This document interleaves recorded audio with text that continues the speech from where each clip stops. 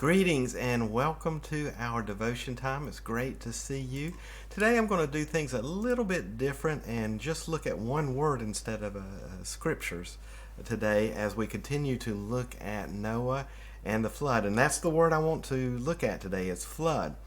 And if you recall, when I began this study, I talked about the Hebrew language a little bit and said that it has its roots in hieroglyphics, and so that's pictures. So pictures were used to communicate way back in ancient times, and then they became letters in the Greek alphabet or in the Hebrew alphabet. But its roots come from pictures, and so we can actually learn a lot if we go back and we look at the different letters of a word to try to understand what is being communicated in that word. And I wanted to do that today.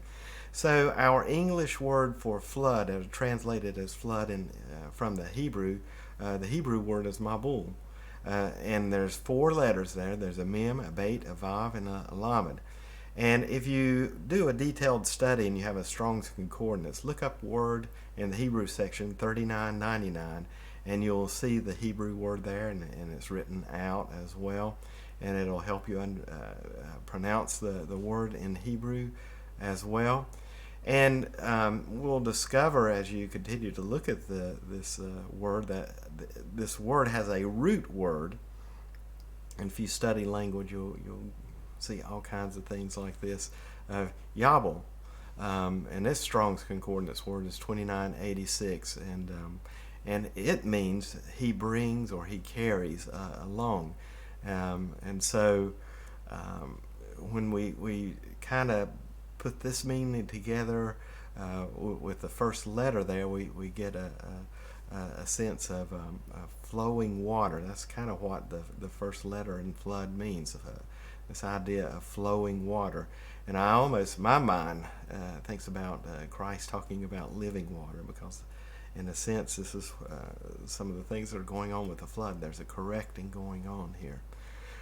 Well, be that as it may, let's look at the words a little bit here, and see what we can get from this. And so we have these consonants, mabul, telling a fascinating story, I think.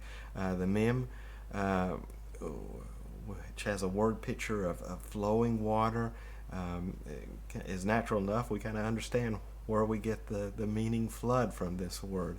The next letter is bait, and it makes a B sound, and it's where we get our word Bethel, a house. And so it's a picture of a house or a household. And then the next letter is Vav, which is gives us a U sound in this particular word. Is a picture of a nail or a peg, and the idea is it's bringing two things together. It's pulling something together, pulling something behind it. The lamed, the next letter, is a picture of an ox goad. It's symbolic of power, to direct and control animal instincts. It's giving us the ability to overcome evil inclinations. An ox which veers off the path that we're plowing a field on, what does that get? It gets an ox goad to the backside to move it in, to correct the direction of the travel of the ox. And that's the lamed is a symbol for teaching in the form of training and discipling and giving direction. So when we put all of these symbols together, it paints a picture for us of the meaning of flood. So putting it all together in our mural, so to speak, we see a flowing water of the flood, meme, causing the ark containing the remnant of the man's household, the bait, brings it all together, the vav, correcting the direction of mankind, of humankind, upon the earth. And so it's kind of a teaching or correction which the flood brings to the earth is kind of like a cleansing. And so that's the idea that's contained in this story, or at least in word picture form, that this flood, as horrible as we look at this judgment coming, is the idea is that this flood is a correcting, it is a cleansing of the earth. And I just wanted to leave us with that little detail as we continue to uh, look at Noah and continue on in Genesis in our devotion time. And just sit back and a little more detail and say, wow, what God is trying to communicate to us here in this story of the flood. And the idea is that He wants to bring cleansing into our life, corrections, and correcting our direction, that we would go in the right way.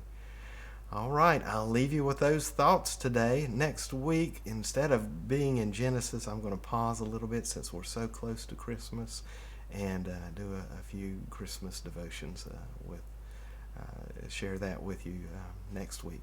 You have a great week. I'll see you soon. God bless. Bye now.